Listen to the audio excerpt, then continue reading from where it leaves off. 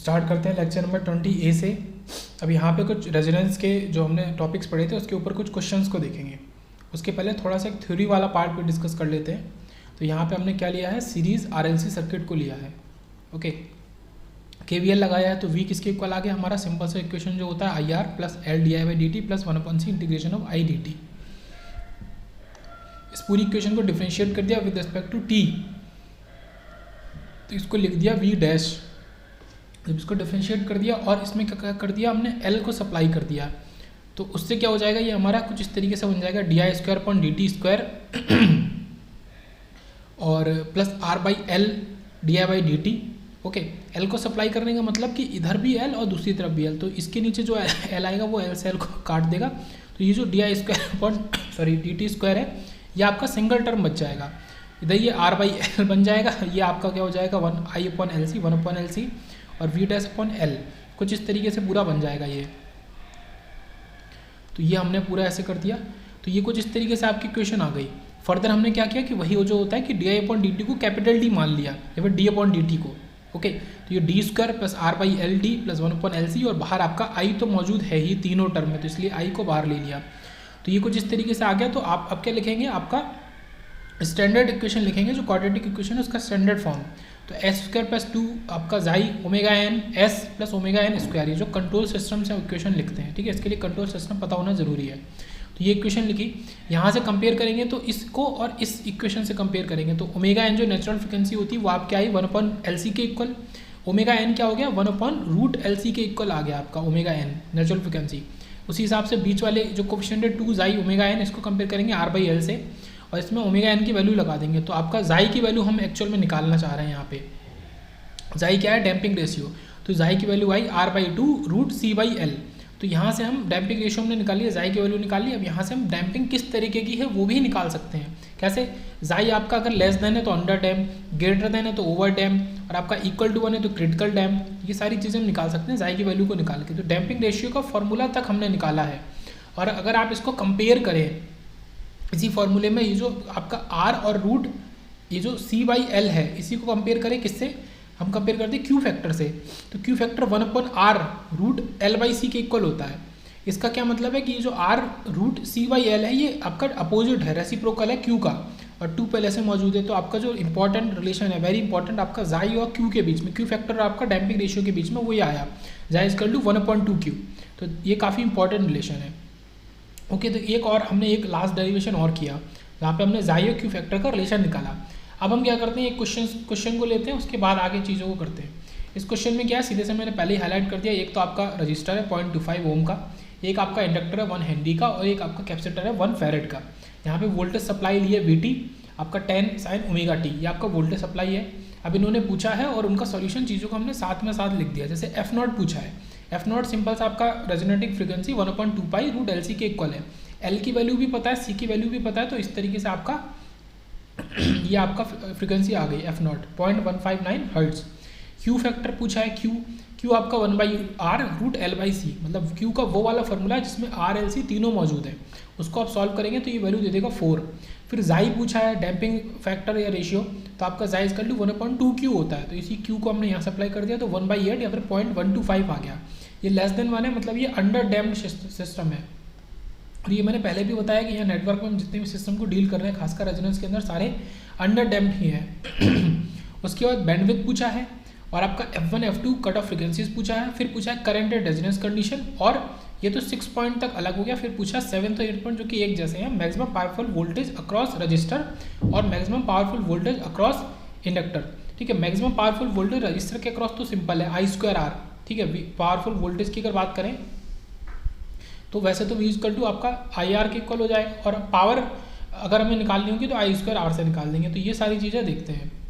Okay, तो हमने यहाँ पे 3 पॉइंट तो पहले ही निकाल दिए। ठीक है, यहीं पे निकाल दिया F0 Q और जाई। ठीक है, आसानी से। बैंडविड्थ की बात करते हैं।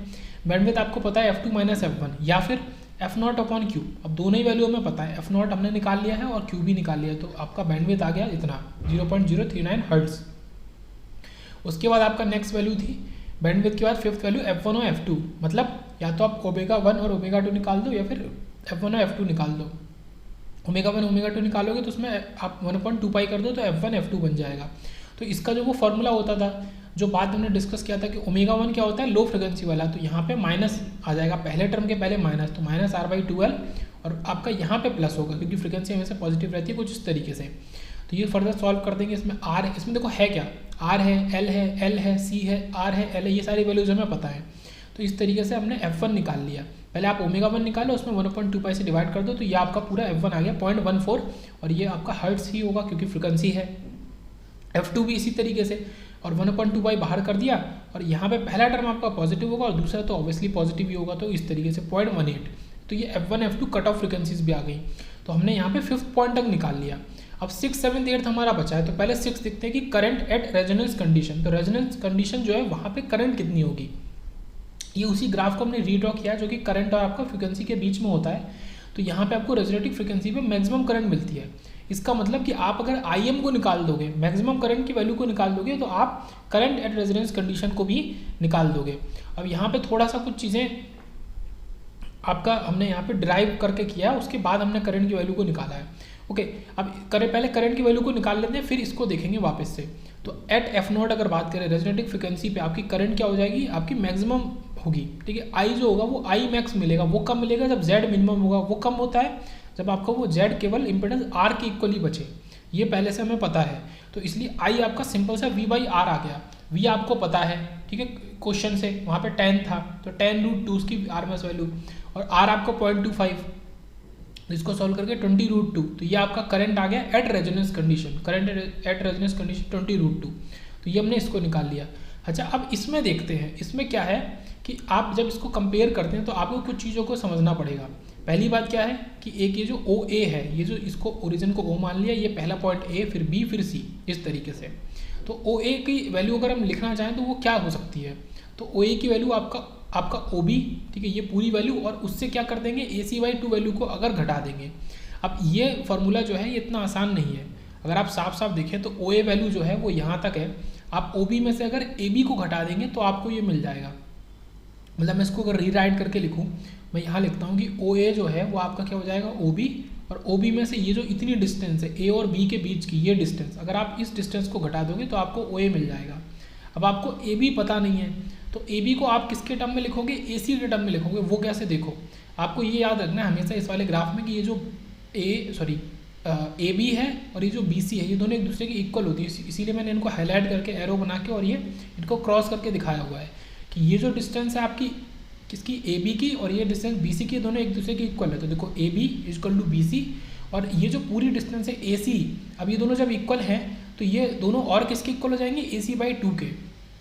देखो ये जो पूरी डिस्टेंस है येलो वाली, ये AC है, तो AC का आप हाफ कर दोगे तो वो आपको ये डिस्टेंस दे देगा। तो ये आपका क्या हो जाएगा, AB, ठीक है, AB = BC = AC/2, इसके इक्वल दे देगा। और आपका AC एक्चुअल में क्या है, वही आपका F2 - F1 है। ओके, AC एक्चुअल में क्या है, वही बैंडविड्थ है।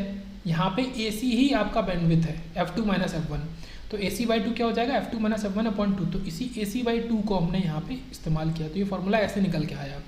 तो आपका ये क्या हो जाएगा, OA = F1 आपका OB = F0। आप इसमें देख सकते हैं कि OA कितना है, F1 वैल्यू, और O से हमने B तक गए तो वो F0 दे रहा है, और AC/2 आपका क्या है, F2 - F1/2। तो ये पूरा फार्मूला जो आ गया ये आपका फ्रिक्वेंसीज़ के फॉर्म में आ गया। ओके, F1 इसके इक्वल हो गया अगर आपको निकालना पड़े कभी, अगर सारी फ्रिक्वेंसीज़ को यूज़ करके, और F2 आपका इसके इक्वल हो गया। ओके, अब आप कहेंगे कि हम निकाल तो F1 रहे हैं और आपने फॉर्मूले में दूसरी तरफ भी F1 को लिख दिया है, तो ऐसे कैसे निकलेगा। तो इसका सीधा सा मतलब है कि इस वाले टर्म की जगह आपको बैंडविड्थ यूज़ करनी पड़ेगी। F2 - F1 is the bandwidth. तो F0 माइनस आपका बैंडविड्थ/2 और F0 प्लस आपका बैंडविड्थ/2। बट एक चीज़ है, ये जो कर्व है जो कि हमने बोला है कि यहाँ पे ये जो AB और BC एक दूसरे के इक्वल है, ये कब होंगे, जब ये आपका एक सिमेट्रिकल कर्व होगा, ठीक है। This is a symmetrical resonance curve, और ये आपका केवल और केवल कब वैलिड होता है, जब आपका Q फैक्टर की वैल्यू थोड़ी हाई होती है, आपका >10। तो जब Q फैक्टर आपका >10 होगा तभी आपका ये सिमेट्रिकल कर्व होगा, और तभी आप ये चीज़ को वैलिड मतलब मान सकते हैं या फिर लगा सकते हैं। तो जो ऊपर हमने F1 और F2 को इस फॉर्मूले से निकाला, तो ये क्या है कि अनदर फार्मूला है F1 और F2 का, ठीक है, अनदर फार्मूला F1 और F2 का। Okay, another formula of F1 और F2। तो F1 आपका F0 - बैंडविड्थ/2, F2 आपका F0 प्लस बैंडविड्थ/2। ओके, लो फ्रिक्वेंसी वाले के लिए माइनस और हाई वाले के लिए प्लस। अब 6 पॉइंट हमने ऑलरेडी निकाल लिया था, अब 7 पॉइंट पे आते हैं। 7 पॉइंट भी ईजी है कि आपको ऊपर क्या पूछा था, मैक्सिमम वोल्टेज पूछा था। ओके, कब पूछा था आपका, एट रेजिस्टिव वैल्यू को, ये था maximum powerful voltage across resistor और एक बार अक्रॉस इंडक्टर। तो अक्रॉस रजिस्टर मतलब वी आर। अब आपको पता है कि रेजोनेंस वाली कंडीशन पे वी आर ही आपका सोर्स वोल्टेज के इक्वल हो जाता है। तो कुछ भी नहीं करना है, आपका जो सोर्स वोल्टेज है उसकी वैल्यू को लिखना है। तो 10/√2 मतलब 5√2, बस सिंपल। अगर आपको कभी भी वी आर बोल रहा है तो वी आर वी के इक्वल है रेजोनेंस के अंदर, रेजोनेंस कंडीशन के अंदर। तो ये आपका डायरेक्ट यहाँ पे वैल्यू दे देगा। ये थोड़ा सा पॉइंट आपका 8th पॉइंट थोड़ा सा बड़ा है। यहाँ पे आपको क्या निकालना है, एक्चुअल में वी एल निकालना है। ओके, वी एल क्या होता है वो हमने यहाँ पे लिखा भी हुआ है कि वी एल होता है आई इंटू एक्सएल। अब आपको एक्सएल भी पता होना चाहिए और आपको आई भी पता होना चाहिए। तो इसको लिखते हैं, क्योंकि एफ सी जो होता है वो 1/2π√LC, ये पूरा फॉर्मूला है एफ सी का। इसी तरीके से एफ एल का फॉर्मूला भी सेम, बट मैंने ये डिस्कस पहले भी किया है कि इस फॉर्मूले में ये जो टर्म होता है यही सेम टर्म यहाँ मौजूद होगा, बट इसमें एफ सी में ये न्यूमरेटर में होता है और एफ एल में ये टर्म डिनोमिनेटर में चला जाता है। ओके, ये जो टर्म आपको सेम दिख रहा है डिनोमिनेटर में चला गया, ये चीज़ है। बाकी XL is equal to 2πfl L, ठीक है, ये फ्रिक्वेंसी एफ एल है, उसका सब स्क्रिप्ट में एल है। और एक्स इजकल टू 1/2πfc और सी, ये फ्रिक्वेंसी है। जेड क्या हो गया, √r² plus XL minus XC का स्क्वायर। ओके, तो इसके लिए हमें पहले पूरा जेड की वैल्यू निकालनी पड़ेगी। क्यों? क्योंकि हमें करंट निकालनी है। करंट के लिए हमें सोर्स वोल्टेज तो हमें पता है 10/√2, पर जेड हमें नहीं पता है। तो जेड निकालने के लिए क्या कर देंगे, आपको एक्सएल भी पता होना चाहिए और एक्ससी भी। आप उनको सॉल्व करेंगे और उन एक्सएल और एक्ससी के लिए आपको एफसी और एफएल पता होना चाहिए। तो एक्चुअल में हमने ये किया है कि सबसे पहले ये पूरा फॉर्मूला लगा के एफसी को निकाला, ओके, उसको यहाँ रखा, फिर हमने एफएल को निकाला, उसको यहाँ रखा, और एक्सएल एक्ससी पता करने के बाद फिर हमने जेड को निकाला। तो यहाँ पे फाइनल हमने आंसर लिखा हुआ है कि जेड इज 0.251। यहाँ से हमने करंट निकाली और उस करंट को हमने यहाँ पे लगा दिया। तो हमने वीएल जो लिखा है, VL is equal to I XL, और एक्सएल हम ऑलरेडी निकाल चुके हैं। तो ये काफ़ी लेंदी कैलकुलेशन वाला फॉर्मूला हो गया फिलहाल। तो यहाँ पे आई अलग निकाला, एक्सएल हमने क्योंकि आई को निकालने के लिए भी निकाला था और बाद में भी उसका इस्तेमाल है। तो इसका आंसर 28.5 वोल्ट आ गया। तो ये इस तरीके से पूरा क्वेश्चन यहाँ पे सॉल्व हुआ। अब एक नेक्स्ट क्वेश्चन देखते हैं। ओके, ये समझ में आया पूरा। एक फॉर्मूले में एफ सी का लगाया, एक फॉर्मूले हमने एफ एल को निकालने के लिए लगाया। अब क्यों? क्योंकि एफ एल और एक्स सी जब तक नहीं निकलेंगे, ये जो एफ एल और एफ सी जब तक नहीं निकलेंगे, ये जो है ये एफ सी है, ये जो एफ एल और एफ सी जब तक नहीं निकलेंगे तब तक एक्सएल एक्ससी नहीं निकलेंगे, और जब तक एक्सएल और एक्ससी नहीं निकलेंगे तब तक जेड नहीं निकलेगा, और जब तक जेड नहीं निकलेगा तब तक आई नहीं निकलेगा, और जब तक आई नहीं निकलेगा तब तक वी एल नहीं निकलेगा। तो इस तरीके से सब जुड़ा हुआ है। तो यहाँ पे क्या है, थोड़ा कैलकुलेशन ज़्यादा है, फॉर्मूले याद होने चाहिए, बट है ईजी। उसके बाद नेक्स्ट क्वेश्चन के ऊपर चलते हैं। यहाँ पे भी मैंने पहले से हाईलाइट करके ही रखा हुआ है कि आपका ये कॉयल 1 को ब्लू से हाईलाइट किया है, कॉयल 2 को येलो से। एक कॉयल 1 है, ठीक है, एक अलग से 2 ओम का रेजिस्टेंस तो है ही, ओके, एक आपका अलग से 3 माइक्रोफेरेड का कैपेसिटर है, एक 6 माइक्रोफेरेड का कैपेसिटर है, वो अलग है। एक कॉयल है, इसी पूरी कॉयल है, मतलब कह सकते हैं कि जो इंडक्टर है 30 माइक्रो हेनरी का, उसी का इंटरनल रेजिस्टेंस 0.5 ओम। तो ये पूरा मिला के कॉयल बनाता है, जो कि कॉयल 1 है, और नीचे कॉयल 2 है। तो कॉयल 1 ये है, कॉयल 2 ये है। अब हमसे पूछ रहा है कि question quality factor of each coil, कि ईच कॉयल मतलब अब हर कॉयल का अलग अलग, कॉयल 1 का अलग क्वालिटी फैक्टर, कॉयल 2 का अलग क्वालिटी फैक्टर, और आपका quality factor of the network, एक पूरे नेटवर्क का क्वालिटी फैक्टर, ये हमको बताना है यहाँ पे। ओके, तो यहाँ पे सबसे पहले हम ओमेगा नॉट को यूज़ करते हैं। अगर हम पूरे सर्किट की रेजोनेटिंग फ्रीक्वेंसी हम निकालना चाहें ओमेगा नॉट, तो 1/√L equivalent upon C equivalent, L equivalent को इस्तेमाल करो और C इक्विवेलेंट को इस्तेमाल करो। ओके, L इक्विवेलेंट आपका क्या दे देगा, ये जो पूरी वैल्यू है 30 माइक्रो हेनरी या 15 माइक्रो हेनरी, मतलब 30-15 को ऐड कर दो बस, और कुछ भी मत जोड़ो, तो 45, और यहाँ पे 6 और 3 को कर दो, क्योंकि 6 और 3 आपका सीरीज़ में है, तो इसको अलग तरीके से करो, तो ये आपका 2 बन जाएगा। Okay, 2 micro farad. ओके, ये 6-3 का इक्विवेलेंट आपको क्या दे देगा, केवल 2 माइक्रो फैरेड दे देगा। Okay, hope you understand, because they are in series but they act like the what the resistor act in parallel. Okay, so इस तरीके से तो ओमेगा नॉट तो हमने यहाँ पे निकाल लिया, ओमेगा नॉट 3333.33 रेडियन पर सेकेंड। तो ओमेगा नॉट तो निकल आया अभी फिलहाल। तो हमें निकालना ओमेगा नॉट नहीं था, हमें क्यू फैक्टर निकालना था, बट उसको क्यू फैक्टर को निकालने के लिए ओमेगा नॉट की ज़रूरत थी। अब क्यू फैक्टर को निकालने के लिए हमें ओमेगा नॉट पूरे के पूरे सर्किट का पता होना चाहिए, मतलब ओमेगा नॉट तो सेम ही रहता है ना, वो चेंज थोड़ी होता है। तो अगर पहली कॉइल का निकालना चाहे तो ओमेगा नॉट तो वही लगेगा जो हमने निकाला है, बट यहाँ पे L और R जो हो जाएंगे वो L1 और R1 हो जाएंगे। ओके। और यहाँ पे L2 और R2 हो जाएगा ये चीज़ है, कॉयल 2 के लिए L2 R2, कॉयल 1 के लिए L1 R1। L1 क्या है, कॉयल 1 का जो आपका ये 30 माइक्रो हेनरी है वो है, तो ये 30 माइक्रो हेनरी उसी का खुद कॉयल का, आपका खुद का कॉयल का जो इंटरनल रेजिस्टेंस है वो 0.5, ऐसे ये इधर, ऐसे ही इधर। तो ये सॉल्व करके आपका Q factor of the individual coils निकल आया। ओके, ईजी था। अब Q factor of the whole circuit निकालना है, तो जो फॉर्मूला हमने यहाँ पे लगाया Q equal to omega naught L by R, तो वो ही सेम लगाएंगे, बट यहाँ पे L इक्विवेलेंट हो जाएगा, R इक्विवेलेंट हो जाएगा। L इक्विवेलेंट हम पहले ही निकाल चुके हैं 45 माइक्रो हेनरी इस तरीके से। R इक्विवेलेंट निकालने के लिए क्या करेंगे, तीनों ही सीरीज में, अगर आप इस फिगर को देखो, इस सर्किट को देखो, कुछ भी पैरेलल में नहीं है, इसमें सब कुछ सीरीज में ही है। ओके, तो तीनों रेजिस्टेंस का आप सीधे सीधे ऐड कर दो और कुछ भी मत करो। ये 2 ओम, ये 0.5 ओम, ये 0.75 ओम, तो ये आपका टोटल ये 2.5 0.75, इसको सॉल्व कर दो। ओमेगा नॉट आप निकाल चुके हो ऑलरेडी, सॉल्व करके आपका Q factor of the whole circuit निकल आया। तो क्यू फैक्टर इस तरीके से निकलेगा, आसानी से निकल आएगा, कोई दिक्कत नहीं है। बस आपको फॉर्मूला याद होना चाहिए, Q factor equal to omega L by R, Q equal to omega L by R, Q equal to omega L by R. तो यहाँ तक जितना भी रेजोनेंस का बेसिक पार्ट हुआ, कुछ क्वेश्चंस हुए और मेनली सीरीज को लेते हुए वो हमने पूरा देखा। अब हम शुरू करते हैं पैरेलल रेजोनेंस को देखना। ओके, तो पैरेलल रेजोनेंस की जब बात करेंगे तो यहाँ पे आपको तुरंत नोटिस करना चाहिए कि यहाँ पे आईसी जो होगा वो लीड करेगा।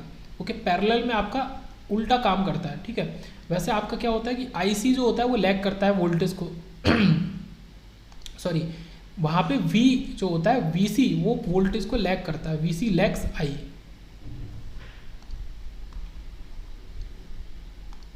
और VL लीड I। अब यहाँ पे हम जो ग्राफ बना रहे हैं, ये जो फेजर डायग्राम बना रहे हैं, ये अपोजिट तरीके से बना रहे हैं हम। ये I और V को मेन लेते हुए और फिर I को अलग अलग वैल्यू लिख रहे हैं। क्यों ऐसा क्यों है, इसका सीधा सा आपका लॉजिक है, क्योंकि यहाँ पे वोल्टेज तो ऑलरेडी सेम है, जो सोर्स वोल्टेज है वही तीनों में वोल्टेज आएगा, क्योंकि ये पैरेलल है। इतना तो लॉजिक वाली बात है, क्योंकि पैरेलल सर्किट है, यहाँ पे वोल्टेज तो डिवाइड ही नहीं हो रहा। फेजर डायग्राम उसका बनाते हैं जो चीज़ डिवाइड होती है, यहाँ पे करंट डिवाइड होगी, और करंट कैपेसिटर के लिए लीड करती है और आपका इंडक्टर के लिए लैग करती है सीधे से। तो करंट IC आपका वोल्टेज को ये लीड कर रही है, तो वोल्टेज से ऊपर बनेंगे, और यहाँ पे IL। अगर आप इसको कंपेयर करें सीरीज वाले से, वहाँ पे क्या होता था, यहाँ पे वहाँ बनता था VL बनता था, और नीचे बनता था VC, और इधर रहता था I। ये दोनों का कंपैरिजन टाइप हो गया। इसको मैं फिलहाल हटा देता हूँ। ओके, तो ये आपका निकल के आया। और फाइनल हम जब निकालेंगे, देखो यहाँ पे इसको क्रॉस करते हुए पहले से लिख दिया। ये क्या दिखा रहा है कि आपका जो मैग्नीट्यूड IC का है सेम मैग्नीट्यूड IL का है, मतलब आपका रेजोनेंस पे जो करंट आपका कैपेसिटर वाली ब्रांच में जाएगी, सेम करंट आपका इंडक्टर वाली ब्रांच में जाएगी।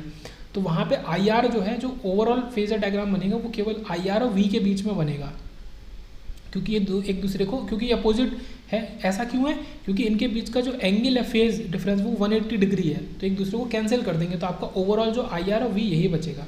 ओके, तो बाई KCL भी अगर बात करें, जैसे हमने जब सीरीज के लिए बात करी थी वहाँ पे हमने लिखा था बाई KVL, यहाँ KCL, तीनों करंट का सम। तो IR angle 0, IC angle +90, IL angle -90, क्योंकि IC IL इक्वल है, दोनों का मैग्नीट्यूड कैंसिल हो जाएगा। तो यहाँ पे क्या क्या चीज़ें निकल के आई आपके conclusions, IL equal to IC और XL इजकल टू XC, ये same as the series connection. ऐसा series parallel series resonant circuit में भी होता था। XL equal to XC, IL equal to IC। IL को लिख सकते हैं V/XL और इसको लिख सकते हैं V/XC। तो इसी तरीके से ये निकल आया। बट यहाँ पे क्या है कि आपको XL और XC की फॉर्म में नहीं लिखना है, यहाँ पे आपको BL और BC के ससेप्टेंस के फॉर्म में लिखना है। तो यहाँ पे क्या है ना, XL XC एक दूसरे के इक्वल तो आ रहे हैं, पर अगर आप इस फॉर्मूले से देखो तो एक्चुअली में ये 1/XL है और ये 1/XC है एक्चुअली में। ओके, तो ये 1/XL और 1/XC आपका बना देगा BL इजकल टू BC। ये क्या है, ससेप्टेंस। तो पैरेलल वाले हम उसमें हमेशा याद रखेंगे, ससेप्टेंस के फॉर्मूले लिखेंगे पैरेलल रेजोनेंट सर्किट में। ये बेसिक पार्ट हुई पैरेलल रेजोनेंस की। अब आगे बढ़ते हैं कि कुछ मैथमेटिकल कैलकुलेशन यहाँ पे देख लेते हैं। तो पहले केस 1 लेते हैं। केस 1 में क्योंकि हमने BL BC की बात करी, तो जो आपका ये होता है Y, ओके, एडमिटेंस, इसकी इक्वेशन क्या होगी, Y equal to Z, sorry G conductance, ठीक है। जो जो चीज़ें वहाँ पे थी ना, Z था, वहाँ पे क्या था, Z था, Z इजकल टू R था, प्लस J था, प्लस XL - XC था। हर चीज़ यहाँ पे उलट जाएगी, ठीक है। Z की जगह Y आ गया, R की जगह G आ गया, और XL की जगह यहाँ पे BC आएगा, ठीक है। BL तो आएगा ही, बट BC यहाँ पे पहले लिखा जाएगा, क्योंकि हर चीज़ पलट रही है तो ये भी पलट गई, ये आप याद रखेंगे। ओके, तो ये जो एक्चुअल फॉर्मूला था सीरीज़ के अंदर z equal to R plus j XL minus XC, उसका उल्टा वर्जन यहाँ पे आ गया। ओके, इस तरीके से। बट आपको पता है कि B C B L equal एक दूसरे के, तो ये पूरा टर्म जीरो, तो यहाँ पे जो y है वो आपका g के इक्वल आ गया, कंडक्टेंस के इक्वल आ गया, तो एडमिटेंस जो है पर वो मिनिमम वैल्यू देगा। ओके, जैसे वहाँ पे भी आपका क्या होता था कि z मिनिमम वैल्यू देता था r के इक्वल, ऐसे यहाँ पे y मिनिमम देगा g के इक्वल। या फिर इसको बोल सकते हैं क्योंकि y मिनिमम है तो यहाँ पे जो आपको इम्पिडेंस मिलता है वो मैक्सिमम मिलता है, क्योंकि z और y एक दूसरे के इन्वर्सली प्रोपोर्शनल है, तो z maximum equal to 1/y minimum, इस तरीके से। ओके, तो एक ये कंक्लूजन निकल के आया। और क्या कंक्लूजन निकल के आता है कि आपका अब z मैक्सिमम हो गया तो आपका i मिनिमम हो जाएगा, तो यहाँ पे करंट आपको मिनिमम वैल्यू देगा, i minimum equal to v/z maximum, क्योंकि z और i एक दूसरे के इन्वर्सली प्रोपोर्शनल है। पावर फैक्टर अभी भी सेम रहेगा, unity cos theta equal to 1। IR जो जैसे वहाँ पे क्या होता था कि VR V के इक्वल हो जाता था, या फिर सोर्स वोल्टेज, तो यहाँ पे ये सोर्स करंट जो है IR आपका जो है वो सोर्स करंट के इक्वल हो गई। ओके, तो जो सोर्स करंट है वो पूरी की पूरी आपकी रजिस्टर के थ्रू ही जा रही है, और आपका IL और IC की बात करें नेट रिएक्टिव करंट जो होगी वो जीरो होगी। मतलब इसका कहने का ये मतलब है, ऐसा नहीं कि करंट जाएगी नहीं, आपका इंडक्टर और कैपेसिटर वाली ब्रांच में करंट जाएगी, पर उनका जो डिफरेंस होगा नेट रिएक्टिव करंट जो हम निकालेंगे वो जीरो हो जाएगा। ओके, तो ये यहाँ कहने का मतलब आया। उसके बाद आता है करंट, क्योंकि ऐसा क्यों है, क्योंकि IL इक्वल टू IC है। ओके, उसके बाद आया कि करंट इन द इंडक्टर और current in the capacitor is greater than the source current. जैसे वहाँ पे था पिछले वाले केस में, वहाँ क्या लिखा था, वोल्टेज इन द इंडक्टर और voltage in the capacitor is greater than the source voltage. ऐसा ही पैरेलल कंडीशन में क्या होगा, करंट इन द इंडक्टर और current in the capacitor is greater than the source current. और इसी फिनोमेना को जैसे वहाँ पे हम कहते थे वोल्टेज मैग्नीफिकेशन, क्योंकि यहाँ पे करंट की बात हो रही है इसलिए इसे कहेंगे करंट मैग्नीफिकेशन। तो ये काफ़ी इंपॉर्टेंट पॉइंट है। तो ये सारे पॉइंट तो लगभग सेम ही है जैसा कि हमने सीरीज़ वाले केस में देखे थे, बट यहाँ पे हमने कर क्या दिया है कि z की जगह y को इंक्लूड कर दिया, r की जगह g को, xl की जगह bl को, xc की जगह bc को, ये सारी चीज़ें, और v की जगह i को। अब इसमें एक दो चीज़ें और थ्योरेटिकल अलग से हैं कि इसी को हम एंटी रेजोनेंट सर्किट भी बोलते हैं। Parallel resonant circuit is also called as anti resonant circuit और रिजेक्टर सर्किट। ठीक है, ये चीज़ हमने वहाँ नहीं पढ़ी थी, स्पेशली ये पैरेलल रेजोनेंट सर्किट के लिए ही है। ओके, अब क्योंकि इसको रिजेक्टर बोलते हैं तो सीरीज़ वाले सर्किट को, सीरीज़ वाले रेजोनेंट सर्किट को, ठीक है, रेजोनेंट सर्किट को हम एक्सेप्टर सर्किट भी बोलते हैं। तो एक ये इंपॉर्टेंट पॉइंट निकला है थ्योरेटिकल कि ये आपका एंटी रेजोनेंट सर्किट है पैरेलल वाला, या फिर रिजेक्टर सर्किट है, बट आपका सीरीज़ वाला सर्किट आपका एक्सेप्टर सर्किट हुआ करता था। ओके, तो ये हमने इस साइड का, ये आपका लेफ्ट वाली साइड का पूरा हमने ये सब देखा। अब एक केस 2 लेते हैं यहाँ पे। ओके, केस 2 में हम क्या ले रहे हैं, स्पेशली हम एक टैंक सर्किट को ले रहे हैं। टैंक सर्किट कैसा होता है, जहाँ पे एक तरफ C होता है, वो उसके संग पैरेलल में R और L एक साथ होते हैं सीरीज़ में। मतलब हमने जो ऊपर केस में देखा था ना, वहाँ पे R, L, C तीनों पैरेलल थे, यहाँ पे ऐसा नहीं है, यहाँ पे R और L एक ही ब्रांच में आ गए हैं, और इस वाले सर्किट को हम कहते हैं टैंक सर्किट। तो इसी में आप करंट को डिस्ट्रीब्यूट करते हैं, तो यह आपका टोटल सोर्स करंट है, और इसी को दो पार्ट में हमने डिस्ट्रीब्यूट कर दिया, दिस इज I2, एंड इस वाली ब्रांच में ये आपकी करंट है I1। Okay, I is distributed between I2 and I1। अब ब्रांच 1 के लिए पहले कुछ बात कर लेते हैं। फॉर ब्रांच 1 अगर आप इसका इम्पीडेंस ट्राइंगल बनाएंगे तो ये आपका Z इधर आएगा, जिसको Z डैश बोल सकते हैं। ओके, दिस इज R और दिस इज आपका XC। Okay, for branch, sorry this is XL, हाँ ओमेगा L। ओके, ठीक है, तो ये आपका XL है, not XC। Omega XL is to omega L, ये ब्रांच 1 के लिए है। अब इसी से अगर आप cos थीटा 1 भी, इसको ये 1 है, दिस इज Z1 या थीटा 1। ओके, तो cos थीटा 1 इज R/Z1। इसी ट्राइंगल से अगर आप इसका पावर फैक्टर की वैल्यू लिखें cos थीटा 1, और sin थीटा 1 लिखेंगे अगर इसी ट्राइंगल से लिख सकते हैं आसानी से XL/Z, या फिर Z डैश या फिर Z1। तो ये हमने sin थीटा 1 और cos थीटा 1 की वैल्यूज़ को निकाल लिया, जिसका अभी यूज़ हमें आगे पड़ेगा। ओके, तो ये इंपॉर्टेंट था निकालना। तो ये इंपोर्टेंस ट्राइंगल, ये सारी चीज़ें हमने बेसिक्स पहले के लेक्चर्स में AC वाले पार्ट में पढ़ी हुई हैं। आगे क्या करते हैं, ओके, यहाँ पे मैंने इसको कंक्लूड करके भी लिखा हुआ, कंक्लूड करके कि टैंक सर्किट मेनली क्या है, RL पैरेलल और C। ठीक है, RL सीरीज़ में होंगे और उसके संग C आपका पैरेलल में होगा, उसी को हम टैंक सर्किट बोलेंगे। तो यहाँ पे फेजर डायग्राम बनाएंगे तो यहाँ पे कुछ इस तरीके से बनेगा कि आपका ऊपर I2 हमने बना लिया, क्यों, क्योंकि आपको पता है I2 कौन सी करंट है, C वाली करंट। C वाली जो करंट होती है वो लीड करती है वोल्टेज को, कैपेसिटिव करंट। ओके, यहाँ पे सिंपल आपका करंट हो गई, और नीचे जो करंट बनाई वो हमने क्या बनाई, I1।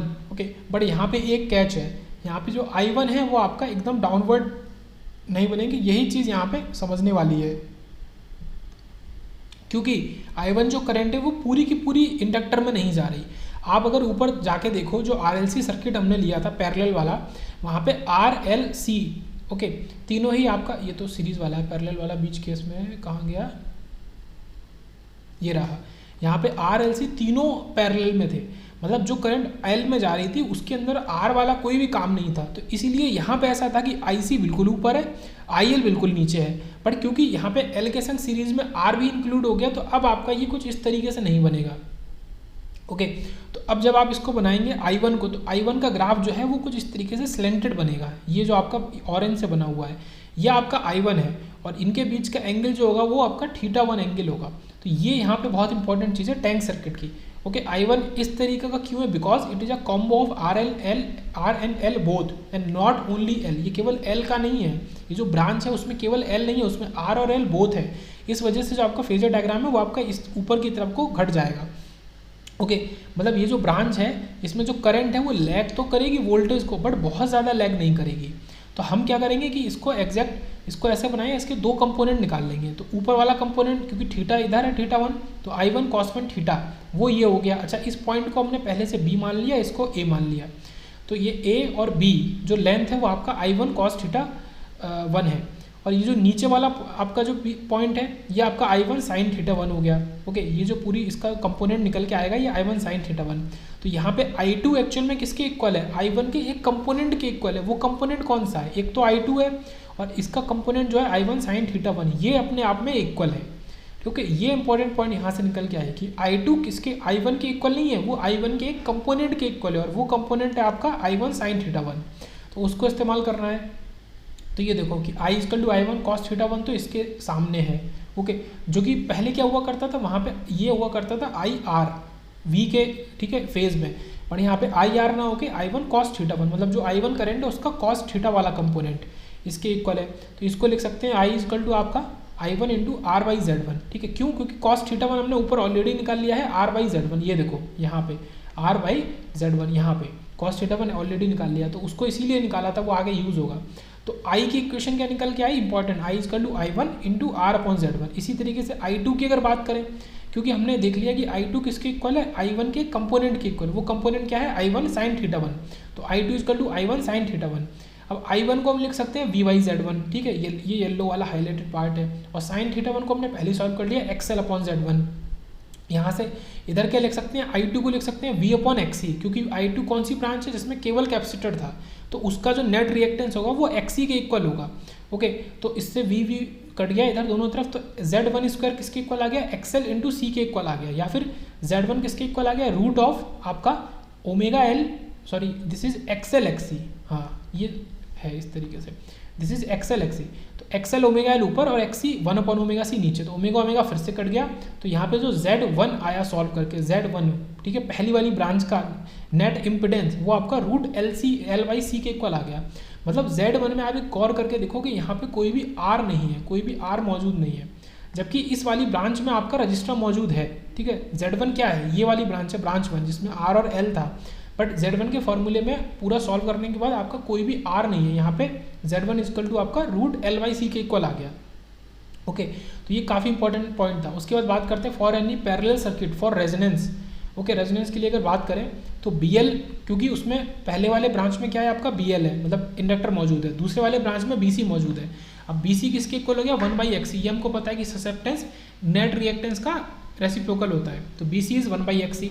ठीक है ब्रांच 2 के लिए 1/XC, XC को हम फिर से लिख सकते हैं 1/ωc, तो ये क्या हो जाएगा 1/1/ωc। बट यहाँ पे देखो समझने वाली बात है कि ये जो BL है इसको हम 1/XL नहीं लिख सकते डायरेक्ट, क्योंकि इसमें R भी मौजूद है, तो इसको लिखेंगे XL/R² + XL, इसको इस तरीके से लिखेंगे। ये काफ़ी इंपॉर्टेंट पॉइंट है। ओके तो इस तरीके से तो XL आपका हो जाएगा ω_L और R² रहेगा, XL नीचे वाला भी बन जाएगा ω_L। तो इसको सॉल्व करके जब लिखेंगे तो 2πfL ऊपर, R² + 2πfL का होल स्क्वायर नीचे, और ये 1/1/2πfc इधर। तो इसको जब फर्दर सॉल्व कर लेंगे, इस F को हम क्या लिख सकते हैं, इसको लिख सकते हैं F0। ठीक है ये रेजोनेटिक फ्रिक्वेंसी है। F0 क्या आ गया 1/2π, ओके √1/LC - R/L का होल स्क्वायर। तो ये पैरेलल सर्किट के लिए आपने F0 निकाला। ओके, यहाँ पे पैरेलल सर्किट एक्चुअल में पैरेलल के लिए निकाल चुके थे, ये आइडियल टैंक सर्किट के लिए आपका रेजोनेटिंग फ्रीक्वेंसी निकल के आया एफ नॉट इजकल टू 1/2 पाई आपका रूट 1/LC माइनस R/L का होल स्क्वायर। तो ये सब कुछ अभी आइडियल टैंक सर्किट के लिए चल रहा था। एक कॉन्सेप्ट और देखते हैं आइडियल टैंक सर्किट के लिए, जहाँ पे हम क्या लेते हैं कि अगर हम केवल इसको इंडक्टर और कैपेसिटर को एक बार लेके देखें, ठीक है, रजिस्टर को जीरो करते हैं, ठीक है, ये लिखा भी है कि R इजकल टू 0। अगर आप रजिस्टर को जीरो कर दोगे तो ये एक्चुअली में क्या बन जाएगा, ये L और C पैरेलल बन जाएगा। जैसे आपने रजिस्टर को जीरो किया, L और C पैरेलल बना, तो आपका जो F नॉट होगा वो फिर से आपका जो पहले का फॉर्मूला हुआ होता था उसी की तरह बन जाएगा 1/2 पाई रूट LC। मतलब आप क्या करो, इस वाले फॉर्मूले में R को जीरो कर दो, तो यहाँ पे क्या बचेगा, ये सेकंड टर्म चला जाएगा तो केवल 1/LC बचेगा, या फिर 1/2 पाई रूट LC डिनोमिनेटर में बचेगा। तो ये आपका इसी के इक्वल आ गया। ओके, तो यहाँ पे क्या होगा, कंटिन्यूस एनर्जी एक्सचेंज होगा L और C के बीच में। अब जब ऐसा होता है तो आपका जो Z डायनेमिक होता है वो आपका इन्फिनाइट हो जाता है। Z डायनेमिक इज L/RC, ठीक है। Z डायनेमिक का फॉर्मूला है L/RC, ये फॉर्मूला याद रहना चाहिए, इंपॉर्टेंट है। अब क्योंकि हमने R को जीरो कर दिया तो ये 1/0 क्या दे देगा, इन्फिनाइट। मतलब इस जगह पे आपका Z डायनेमिक जो है वो आपका इन्फिनाइट बन जाएगा इस पॉइंट पे, अगर आप R को जीरो कर देते हैं आइडियल टैंक सर्किट के अंदर। ओके, तो ये चीज़ हो गया। अगर इस केस में क्या होगा, जब आपका Z डायनेमिक आपका इन्फिनाइट हो जाएगा, मतलब कंटिन्यूस एनर्जी एक्सचेंज होता रहेगा दोनों के बीच में, और तभी आपको रेजोनेंस कंडीशन सही से मिलता रहेगा। ये चीज़ हो गई। अब एक पॉइंट और हमने ऊपर देखा था कि Z1 square is equal to L/C हमने सॉल्व करके निकाला था, या फिर Z1 is equal to root L/C हमने सॉल्व करके निकाला था। ओके, तो फिर से यहाँ पे कुछ लिखते हैं आइडियल टैंक सर्किट के लिए, कुछ और मैथमेटिकल कैलकुलेशन करते हैं। I is equal to I1 cos θ1, ये हमने ऊपर लिख चुके हैं, ठीक है। I का एक कंपोनेंट ये है, I को लिख देते हैं V/Z1, cos θ1 को R/Z1। अब इसमें क्या कर देंगे, Z1 का स्क्वायर, तो इसी ये जो Z1 इंटू Z1 है इसी के स्क्वायर को रिप्लेस कर देंगे L/C से। तो ये देखो VR ऊपर है और नीचे L/C। इसमें और क्या करेंगे, R को नीचे भेज देंगे, तो ये क्या बन जाएगा, I इजकल टू V/L/RC। अब ये जो पूरा चीज़ है यही आपका Z डायनेमिक होता है, okay, dynamic impedance. Z dynamic is L/RC, ओम इसकी यूनिट होती है ओम, और Z डायनेमिक जो होता है L/RC वो आपका R से काफ़ी ज़्यादा होता है, उसकी वैल्यू R से काफ़ी ज़्यादा होती है। और R इस समय क्या है, यहाँ पे R वो रजिस्टर नहीं है जो कि उसके संग सीरीज में लगा है, R वो रजिस्टर है जो कि इंडक्टर का इंटरनल रेजिस्टेंस है। R is the internal resistance of the inductor, ठीक है। कॉइल जो है इंडक्टर कॉइल, ये इंडक्टर कॉइल है, इसका इंटरनल रेजिस्टेंस है ये वाला R, तो इससे काफ़ी ज़्यादा बड़ा होता है आपका Z डायनेमिक। ओके, तो वही चीज़ हमने यहाँ पे देखा है कि Z डायनेमिक का फॉर्मूला कुछ इस तरीके से है। और अगर हम R को जीरो कर रहे हैं, ठीक है, तो आपको इस फॉर्मूले में आप R को जीरो रखोगे तो आपको साफ साफ दिख जाएगा कि Z डायनेमिक आपका इन्फिनाइट बन जाएगा। ये कॉन्सेप्ट अलग निकला। फिर से हमारा जो Q का कॉन्सेप्ट था उसी को और डिटेल में हम देखते हैं। ओके, जो Q फैक्टर है उसकी अलग अलग वैल्यूज़ देखते हैं अब इस वाले केस में। तो ये आपका पैरेलल RLC सर्किट है, RLC सिंपल सा, 3 करंट है IR, IL, IC। तो पैरेलल RLC सर्किट के लिए अगर हम Q फैक्टर की बात करें तो वो क्या हो जाएगा, Q सीरीज में क्या था, VL और VC/V, मतलब कोई भी वोल्टेज आप ले सकते हो, तो उसी के जैसा, ठीक है। सीरीज सर्किट में क्या होता था, वोल्टेज मैग्नीफिकेशन, और यहाँ क्या होगा, करंट मैग्नीफिकेशन पैरेलल सर्किट में। तो उसी की तरह VL और VC की जगह यहाँ क्या आ जाएगा, यहाँ करंट आ जाएगी IL और IC और अपॉन I। तो Q फैक्टर का सिंपल जो फॉर्मूला है वो बिल्कुल सेम हो जाएगा जैसा सीरीज का हुआ करता था, ज़्यादा कुछ में बड़ा डिफरेंस नहीं आएगा फिलहाल। ओके, तो ये Q फैक्टर का फॉर्मूला निकाला हमने पैरेलल सर्किट के लिए। और आगे चलते हैं, यहाँ पे क्या पॉइंट बता रहा है कि Q इजकल टू IL/I या फिर IL/IR। क्यों, क्योंकि सोर्स करंट जो है आपका वही आपका वो करंट है जो कि रजिस्टर में जा रही है। IL को लिख सकते हैं V/XL, IR को लिख सकते हैं V/R। तो इसको क्रॉस कर देंगे V को, तो ये क्या बच जाएगा R/XL या फिर R/ωL। तो ये फार्मूला सेम फार्मूला आ गया जैसा कि वहाँ पे हुआ करता था। ओके, Q फैक्टर का। तो Q फैक्टर पैरेलल सर्किट के लिए Q इजकल टू R/ωL। अब ओमेगा आपका 1/√LC है, तो Q फैक्टर का एक और फार्मूला आ गया। ओके, ये थोड़ा डिफरेंट है वहाँ से, यहाँ पे C ऊपर है, Q इजकल टू R और आपका C ऊपर है और नीचे L, ठीक है। Q इजकल टू R√C/L, ये आपका निकल के आ गया। ओके, अब यहाँ पे सेम वैसी कंडीशन जो वहाँ पे देखिए, Q फैक्टर आपका 1 से बड़ा होता है। ये चीज़ जब Q फैक्टर 1 से बड़ा है मतलब R जो है वो आपका XC से बड़ा है और R जो है वही आपका XL दोनों से बड़ा है। ओके, तो फर्दर इसको पहले देखने के पहले थोड़ा सा और पार्ट बचा उसको देख लेते हैं। तो ये जो हमने लिखा R/XL, इसको हम इस तरीके से भी लिख सकते हैं, ठीक है। इसी जो पिंक वाला बॉक्स है इसी को मैंने एक्सटेंड करके यहाँ लिखा और इसको अलग तरीके से सॉल्व करने की कोशिश करी है, मतलब ये एक एनदर मेथड कह सकते हैं। ओके, तो यहाँ पे क्या है कि Q जो है हमने उसको लिख लिया 1/XL और 1/R दोनों का रेसिप्रोकल ले लिया। मतलब अब हम एग्जामिन कर रहे हैं in the terms of susceptance and conductance B और जी। तो 1/XL क्या बन जाएगा BL और 1/R बन जाएगा G। अब क्योंकि पैरेलल सर्किट के लिए BL और BC दोनों इक्वल होते हैं तो क्यू फैक्टर का एक formula in the terms of P ये भी आ गया, एक तो है BL/G और एक है आपका BC/G, ये दोनों फॉर्मूले वैलिड है। और क्या है, क्यू फैक्टर इज IC/I, इसको लिख सकते हैं V/XC और नीचे IR। ओके,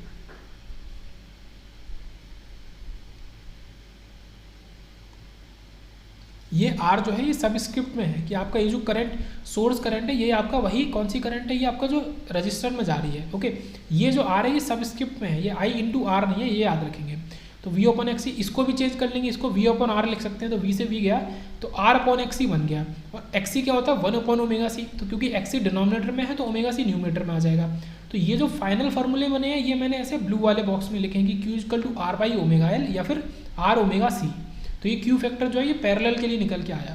तो ये ओवरऑल क्यू फैक्टर का सारा कैलकुलेशन डिफरेंट फार्मूले, कोई ब्लू बॉक्स के अंदर है, कोई यहाँ पे है, कोई पिंक बॉक्स में है ये। ओके, अब क्योंकि क्यू फैक्टर के फॉर्मूले में R भी है और XC भी है और इधर R भी है और आपका XL भी है, तो यहीं से हम R को कंपेयर कर रहे हैं क्योंकि R आपका न्यूमरेटर में है। तो अगर क्यू फैक्टर 1 से बड़ा है आपका, इसका मतलब कि R की वैल्यू XC और XL से आपकी बड़ी होगी, ये आपको याद रखना है। नेक्स्ट देखेंगे बिल्कुल लास्ट लेक्चर आपका रेजोनेंस का, जो कि है लेक्चर 20B, उसको स्टार्ट करेंगे।